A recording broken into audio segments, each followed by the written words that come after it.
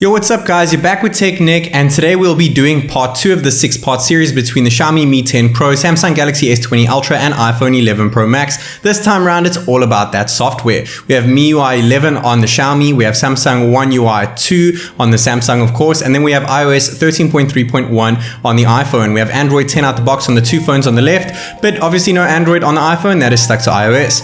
On full brightness mode, we have the biggest display at 6.9 inches on the Samsung, and honestly it should be the brightest phone, but it doesn't seem the brightest here or in reality. We have your 90Hz panel on the Xiaomi, we have a 120Hz panel, but that is restricted to Full HD Plus resolution on the Samsung, and we're stuck to 60Hz on the iPhone. We cannot enable WQHD Plus on the Samsung without dropping back down to 60 frames per second, which kind of sucks. We have a 120Hz touch response rate on the iPhone, we have 180Hz touch response rate on the Xiaomi, and we have 240Hz touch response rate on the Samsung, making it the easiest to touch and flick around between apps and scrolling. It looks absolutely stunning on the Samsung panel, though I really do wish you could use WQHD on the Samsung with 120Hz like you can on the newly announced Oppo Find X2 Pro. We have always on displays on the two phones on the left on the two Android phones, though this is lacking, and there is tons of lacking on the iPhone, and there are tons of animations and different ways of doing things in customization options for the Android phones. With the iPhone though, you can tap to wake, just a single tap, and you can see the time there, though there is no always on option. All three phones do have a dock interface mode over here, though the Samsung and the iPhone are pretty grayed out. But when we pull up the notification shade, the Xiaomi goes gray and the Samsung goes black. Really weird there. The iPhone's one stays gray as soon as you pull down that notification panel. We can also use dark mode in system apps such as Calculator and Gallery, and other system apps such as Calendar and so on and so forth, but these cannot be used in third-party apps, though Samsung does use some of them such as YouTube and pair it with that because of their Google partnership.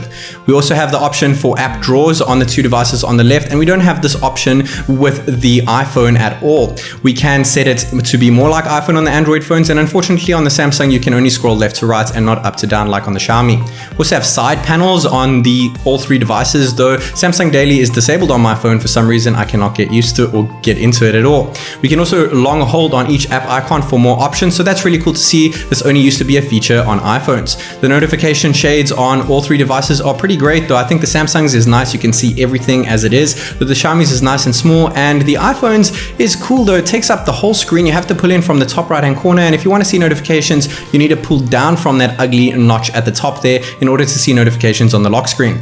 We can hide the cutouts of the two phones on the left hand side. The Xiaomi has more options for it. The Samsung, you can't unhide the cutout without going back and back into it to unhide the cutout. And the iPhone, you're going to be stuck with that ugly ass notch, but in that ugly ass notch you have a wonderful 3D facial recognition scanner.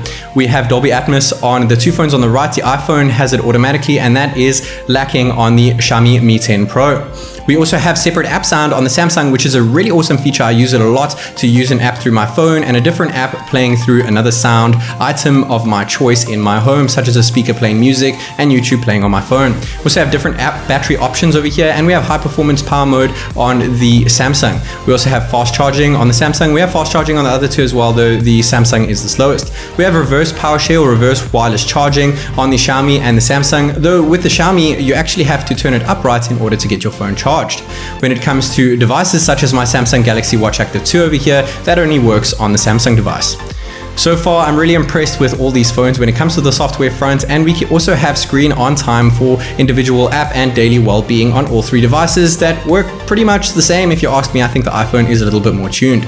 We also have game turbo mode on the Xiaomi, and we have game launcher on the Samsung. On the Samsung, you can also tweak more settings, and I do prefer the layout, that it is still in portrait mode, and you can actually change the game performance to focus on performance, which is great. This is lacking on the iPhone. We have different navigation gestures, though the Samsung has the most customizable one, since you can switch between going back from the left and right of the phone to swiping up from the bottom right corner, which I do prefer. On the iPhone, you don't really have an option for this, though you can swipe back to pull from the left of the screen, but not the right. We also have a whole bunch of fingerprint animations on the Xiaomi. We don't have animations on the Samsung. It is pretty much one, but you can disable the effect. We have an ultrasonic sensor on the Samsung as opposed to the optical one on the Xiaomi. So the ultrasonic is going to be quicker, and you just have to tap it. And when it comes to facial recognition, the two devices on the left are just using 2D facial recognition. This is not secure, but the Xiaomi is definitely faster. Now we're going to enable facial recognition to stay on the lock screen to compare with the iPhone, and the iPhone is pretty much neck and neck with the Samsung over here. Though remember, the iPhone is a lot more secure, and you have to swipe up from the bottom of the screen, and the Samsung seems like that's the case as well. Both of them are very similar in speed compared to the Xiaomi as well, but then again, the iPhone is more secure.